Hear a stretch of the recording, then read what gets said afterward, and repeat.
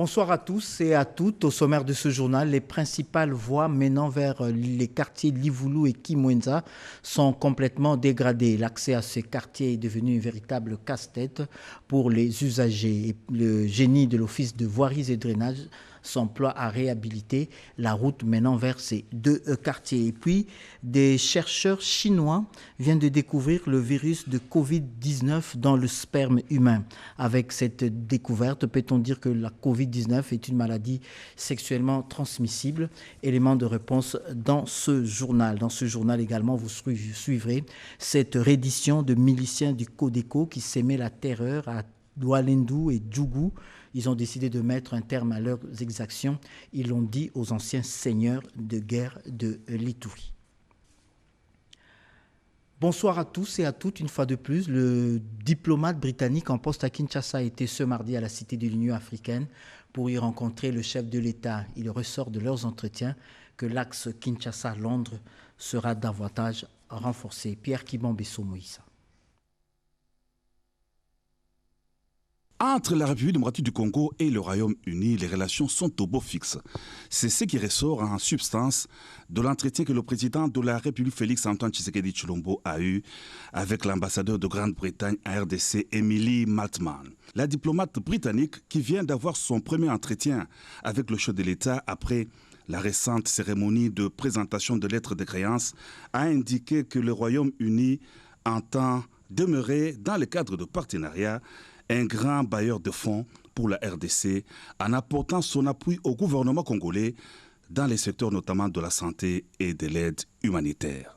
On a échangé sur la situation actuelle ici en RDC et comment le Royaume-Uni puisse aider et appuyer le Congo à se montrer les obstacles que cette population vit chaque jour. Nous sommes un des grands bailleurs de fonds ici en RDC. Nous allons continuer notre appui.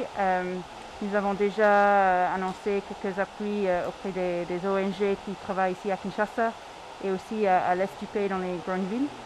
Et en général, nous allons continuer notre appui avec l'aide humanitaire, aussi à la riposte Ebola. Donc nous sommes toujours ici pour travailler ensemble avec le gouvernement congolais. La cheminée de la cimenterie nationale de Kimpese dans le Congo central pourra fumer de nouveau. Une firme spécialisée dans la cimenterie et l'énergie renouvelable s'intéresse à la CINAT. Les responsables de cette firme ont pris langue avec le ministère de l'Industrie. C'est un reportage de Biti Amani rendu par Rodé Panda.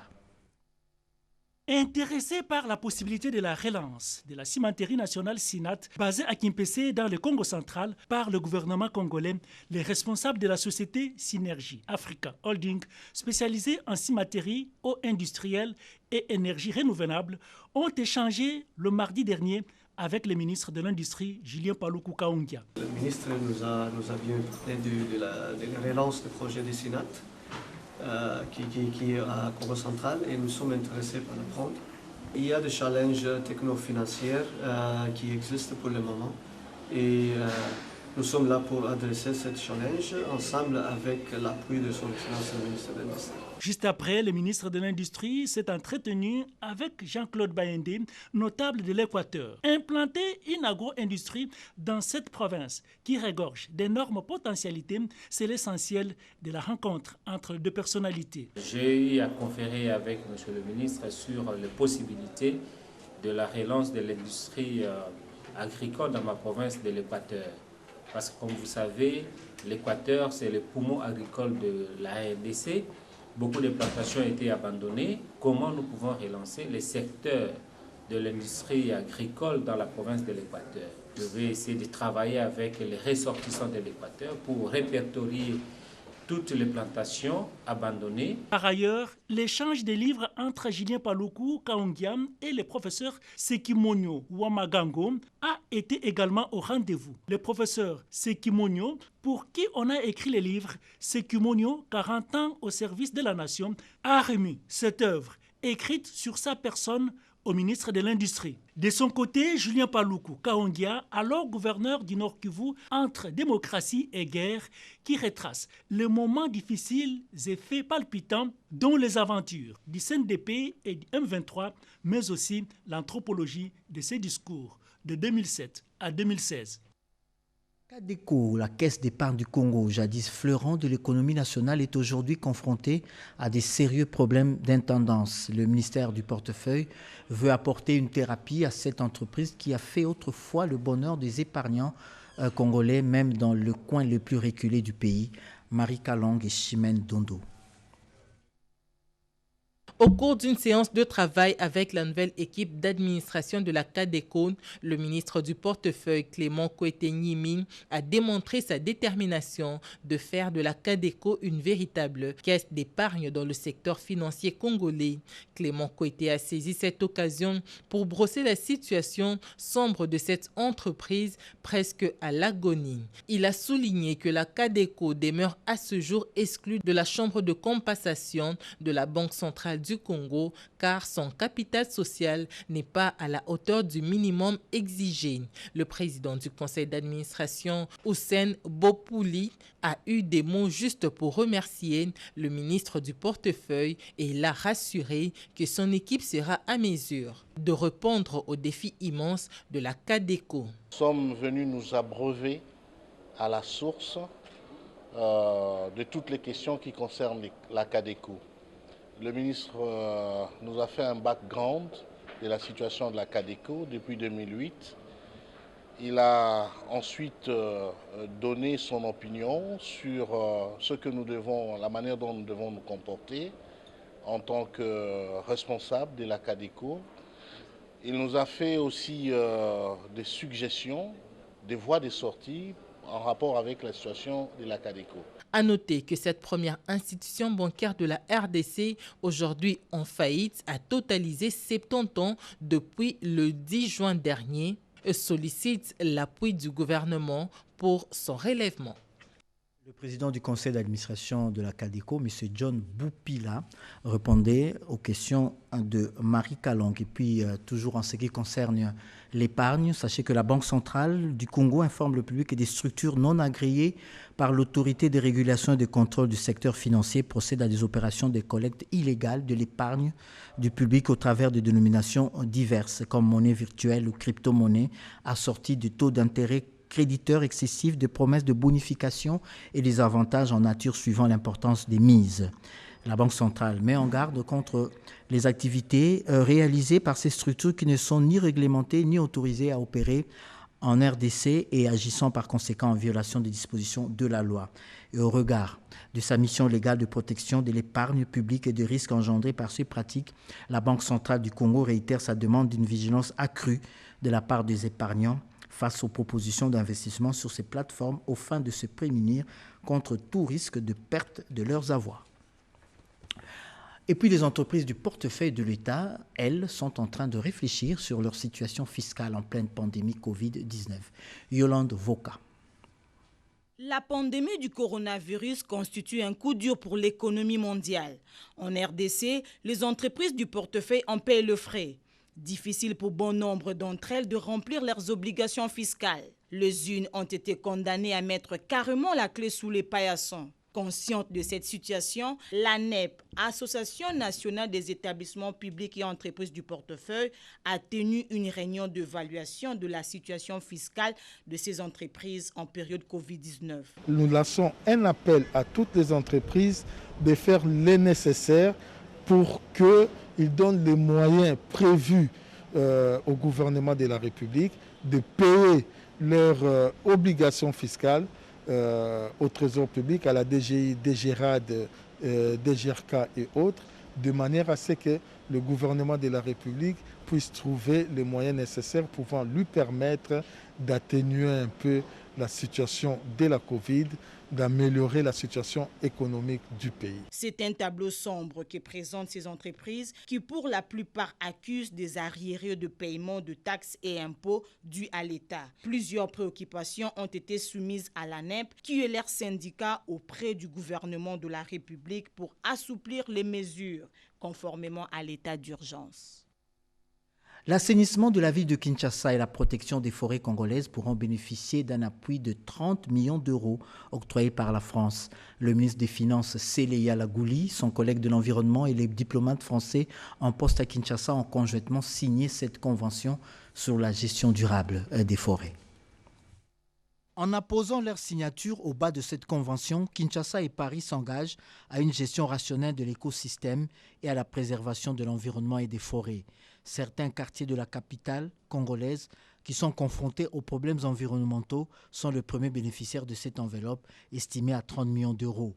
Le ministre des Finances, Seleya Lagouli, a insisté sur l'importance de la préservation du cadre de vie des Congolais et de l'urgence d'une gestion rationnelle des forêts. C'est tout à fait normal que nous puissions nous mobiliser, aussi bien le gouvernement congolais que la France, pour pouvoir inscrire la gestion de ces patrimoines universels dans la durée. Il en est de même pour le projet Bopeto, pour, comme le titre le dit, garantir la résilience de certains quartiers de la ville de Kinshasa. Il y a quelques années, j'ai lu un très bon ouvrage d'un géographe américain, Jerry Diamond, qui a écrit sur l'effondrement. Et on voit l'effondrement des sociétés pour des raisons environnementales. Et donc, chaque fois que je me promène dans la ville de Kinshasa, ville qui m'a vu grandir, je m'inquiète également de l'effondrement de certains quartiers, peut-être butés à des difficultés de disparition. Aujourd'hui, grâce à ces projets, nous allons lancer un mécanisme, mais également une initiative qui n'est qu'une première, mais qui devrait se prolonger, pour pouvoir garantir la résilience de nos quartiers pour lutter contre ces problèmes environnementaux. Le programme focalisera ses activités sur la politique forestière ainsi que d'autres aspects d'une exploitation durable des forêts et ce en partenariat avec le ministère de l'Environnement. Je vous le disais au sommaire de ce journal, le quartier de Kimwenza est en proie à des érosions dévastatrices. La principale route qui mène vers cette cité est complètement dégradée. Le génie de l'Office de voirie et de drainage s'active à remettre en état la route qui mène vers Kimwenza, mission à la satisfaction des usagers de cette route. La visite d'inspection des travaux de la route de Kimwenza à Kinshasa, effectuée mardi 14 juillet 2020 par la nouvelle équipe dirigeante de l'Office de voirie et drainage, OVD, pilotée par l'ingénieur Tumba Chikela, secondée par Tikomwe Poubilonda, n'a pas laissé indifférente la population bénéficiaire qui ne jure que par la poursuite des travaux d'entretien et de lutte anti-érosive qui a coupé cette route en deux parties depuis 2017. Comme le nouveau comité de gestion de l'OVD nous donne l'information que l'entreprise a reçu 3 millions de dollars, nous sommes très contents. Notre souhait est que les travaux reprennent immédiatement. Parce que vous voyez cette érosion, vraiment c'est une situation désastreuse pour nous. Pour toutes les écoles sont englouties, les grandes écoles qui sont à Kimwenza, qui ont fait la fierté de ces pays où beaucoup de dignitaires ont étudié, sont aujourd'hui désertes. La régie des eaux, nous avons ici plus de 10 ans, nous n'avons pas d'eau à cause de cette érosion. Pour sa part, l'Office de voirie et drainage, qui est déjà à pied d'œuvre sur cette route longue de 8,5 km, a rassuré les habitants des quartiers riverains quant à la reprise des travaux interrompus par la société chinoise SZTC et de faire un plaidoyer au niveau du gouvernement central pour traduire en acte la promesse du chef de l'État. Nous allons y travailler, mais nous avons commencé, vous avez vu vous-même, nous avons commencé par l'éclairage. Pourquoi? Nous sommes en train de travailler de l'autre côté de l'université où il y avait l'érosion. Le chef de l'État lui-même était descendu sur le terrain et avait donné des instructions. Aujourd'hui, nous sommes ravis de vous annoncer que pratiquement les travaux sont terminés, le mouvement des terres. Nous avons été avec vous. Dès qu'on ouvre l'université, nous allons fermer de ce côté pour faire les travaux à l'entrée. Profitant de cette saison sèche, quand j'ai reçu les notables dans mon bureau, j'ai compris leurs cris de détresse, j'ai transmis à qui des droits, c'est-à-dire à mon chef, le vice-premier ministre et ministre des Infrastructures et des Travaux publics, très perceptible, il m'a dit qu'il est en train de mettre toutes les batteries pour que ces travaux reprennent le plus tôt possible. Les chantiers de l'avenue de l'université au quartier Livoulou, dans la commune de Lemba, où les travaux de lutte anti-érosive, qui sont presque achevés par l'OVD, a constitué les points de chute de la ronde d'inspection à la grande satisfaction de la population bénéficiaire. Je félicite d'abord l'OVD parce qu'on était vraiment désespérés, mais ce que l'OVD vient de faire là, en tout cas, ça nous fait du bien. À noter que tous ces travaux de réhabilitation de la voirie de Kinshasa et de lutte anti-érosive visent l'amélioration des conditions de vie des Congolais, comme qui dirait le peuple d'abord. L'Institut national de sécurité sociale est devenu depuis 2 ans la Caisse nationale de sécurité sociale. Qu'est-ce que cette mutation ainsi opérée a apporté comme innovation 2 ans après? Mbalkaïj Oscar a tenté de répondre à cette principale interrogation.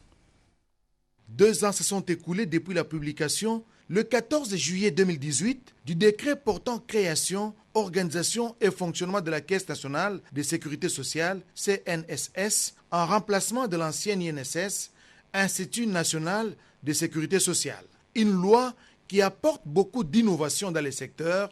C'est notamment l'élargissement des champs d'application avec l'intégration à la Caisse de toutes les catégories de mandataires de l'État, dont les entreprises et établissements publics, l'associé actif d'une société, l'employé local dans une mission diplomatique, pour ne citer que cela.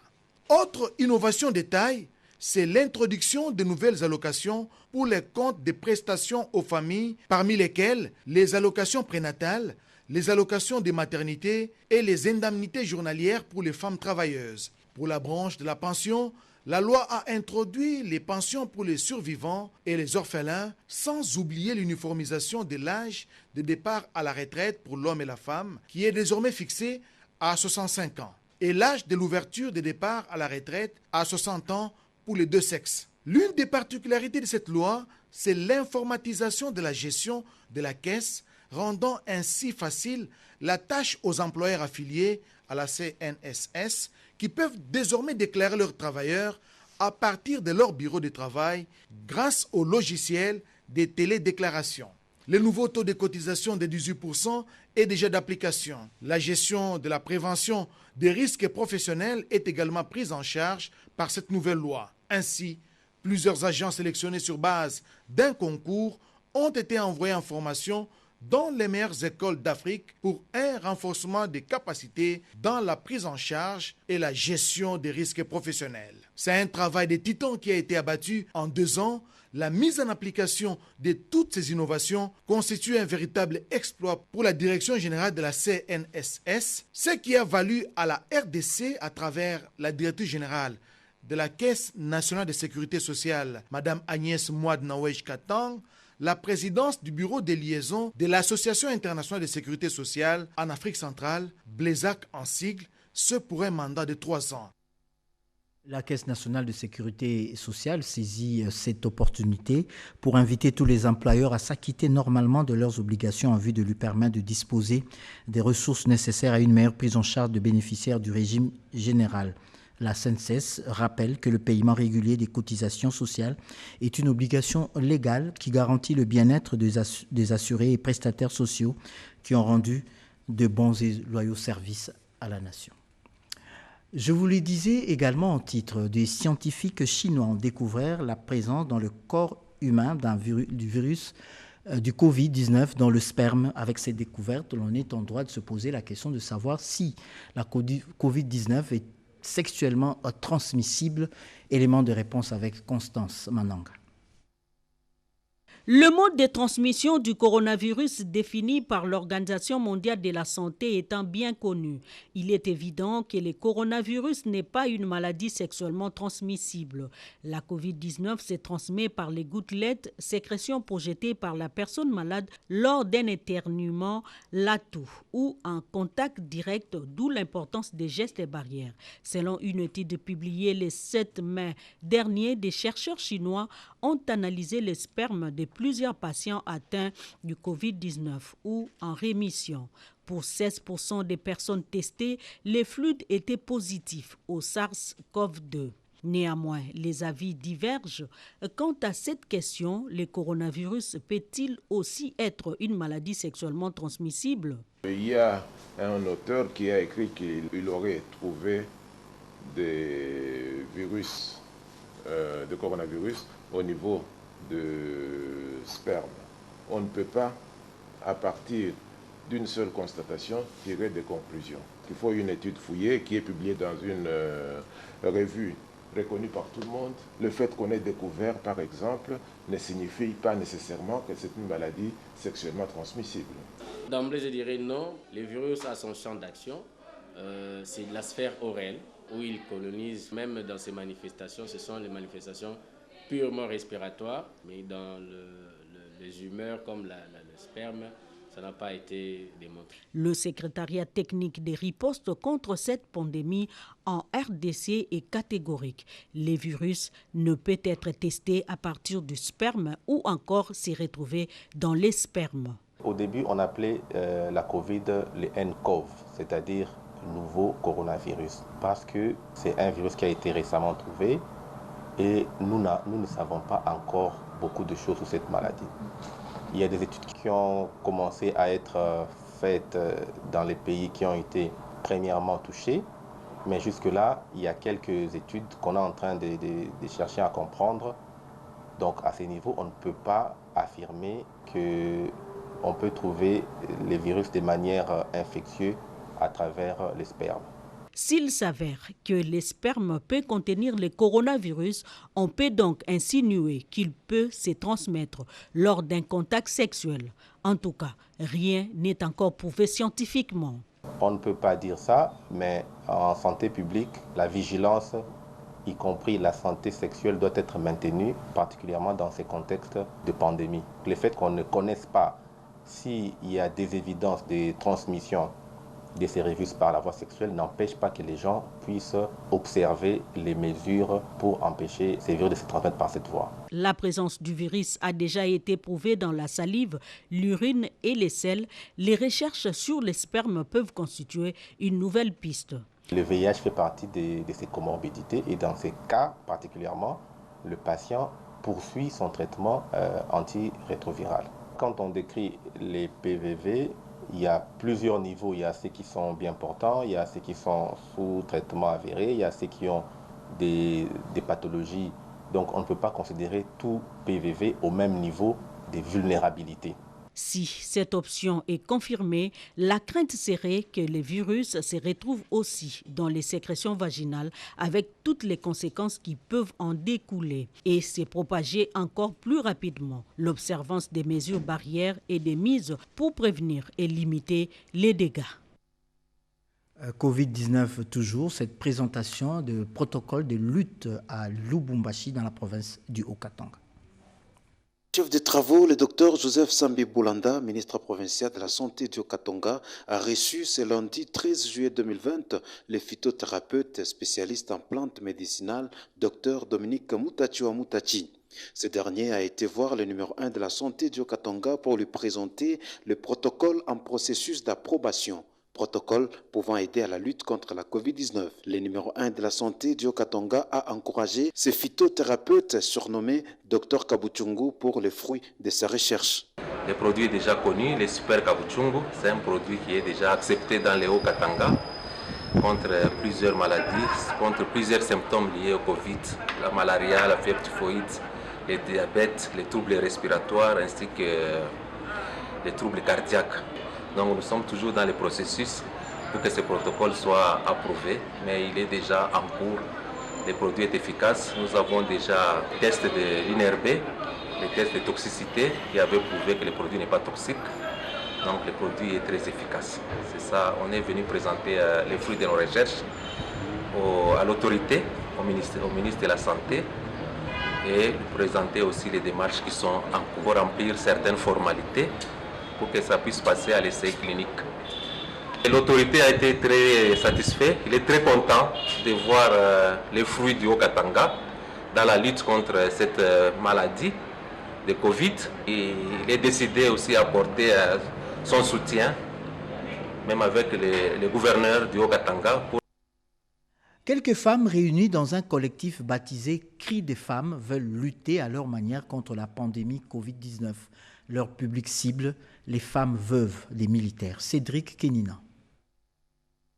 Elles sont pour la plupart veuves et orphelines des militaires décédés pendant la guerre des libérations.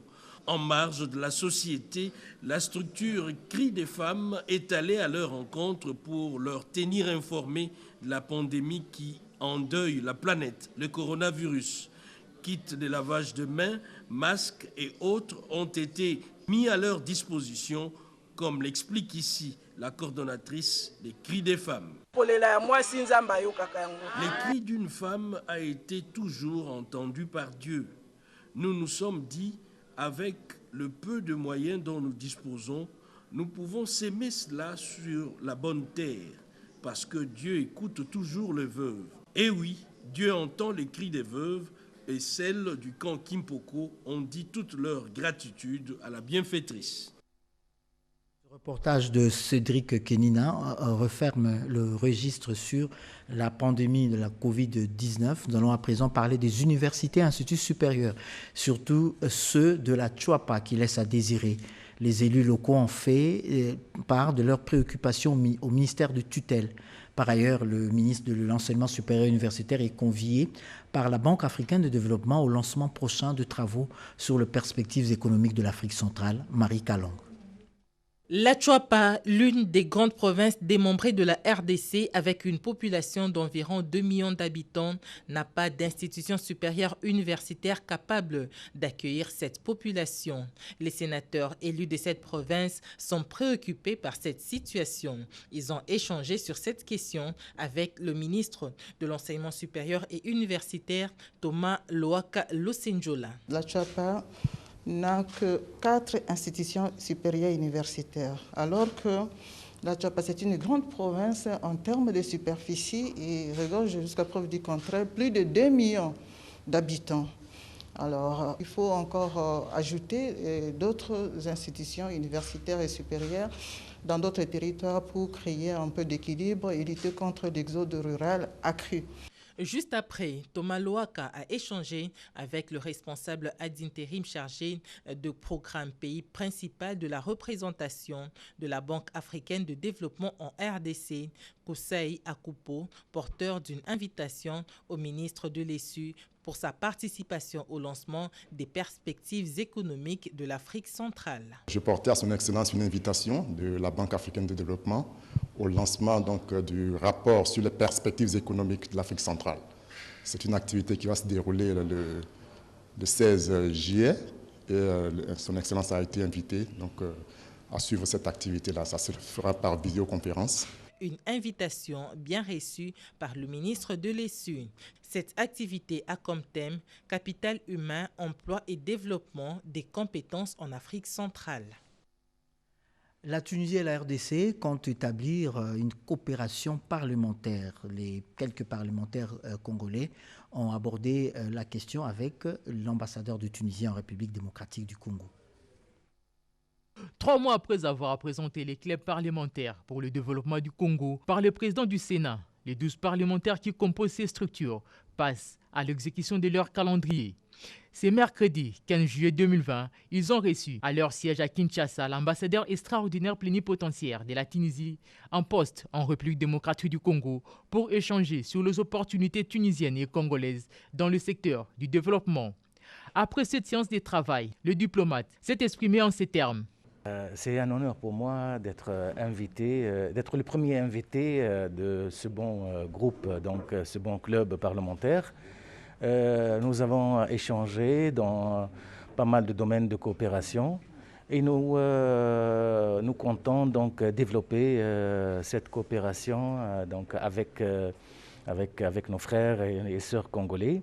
Donc il y a pas mal de domaines de coopération sur lesquels on peut travailler ensemble. Donc il y en a l'idée de la création d'une association parlementaire donc, entre le Parlement tunisien et son vis-à-vis ici congolais. Il y a la coopération décentralisée, comme vous le savez, surtout les députés et les sénateurs Donc, ils représentent leur région. Donc, ça va développer une coopération décentralisée avec la partie tunisienne. Nous pouvons même parler d'une sorte de jumelage aussi, jumelage entre les provinces tunisiennes et les provinces congolaises. Et bien sûr, l'ambassade compte donc soutenir tous les efforts de ce club naissant. Et voilà, donc prochainement, il y aura des échanges entre nous et nous allons établir un programme de coopération entre l'ambassade et le club. Le club des parlementaires pour le développement du Congo prend son envol et décide de conquérir le monde au profit du développement de la République démocratique du Congo. Nous allons nous rendre dans la partie orientale de la RDC pour vous dire que les miliciens qui sémaient la terreur à Walendu et à Djougou ont décidé de mettre un terme à leurs exactions dans cette partie. Ils ont échangé avec les anciens seigneurs de guerre de l'Ituri. Les miliciens de la Codeco, 2e brigade basée dans le secteur de Walendu-Tatsi, s'engagent à fumer les calumet de la paix. Ce, après des pourparlers avec la délégation venue de Kinshasa pour la mission de pacification. Ils se disent prêts à déposer les armes au profit de la paix. Nous présentons nos recommandations suivantes au gouvernement national de la RDC. Créer immédiatement un centre de pré-cantonnement pour les combattants ALC, Codeco a fait, de permettre leur prise en charge effective surtout les secteurs de Walendu. Un espoir qui augure une nouvelle ère en Ituri, précise Floribert Ndjabou, chef de la dite délégation. C'était bon commencement.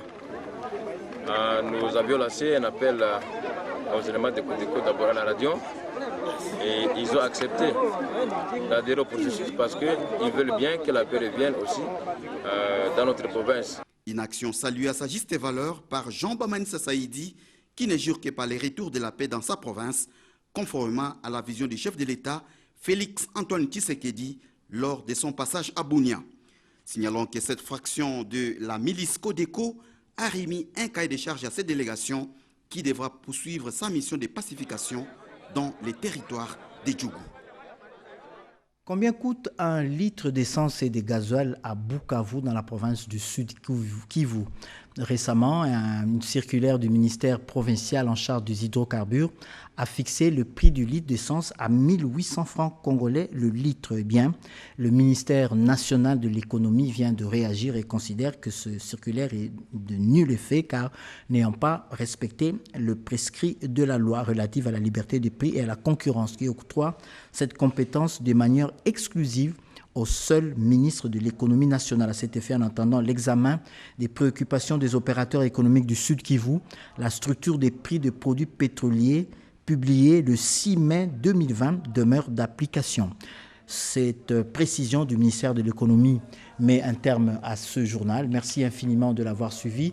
Juste après, vous allez suivre un reportage complet sur la révision du code minier, la campagne donc de vulgarisation, la révision du code minier. À tous et à chacun, je dis infiniment merci d'avoir suivi ce journal.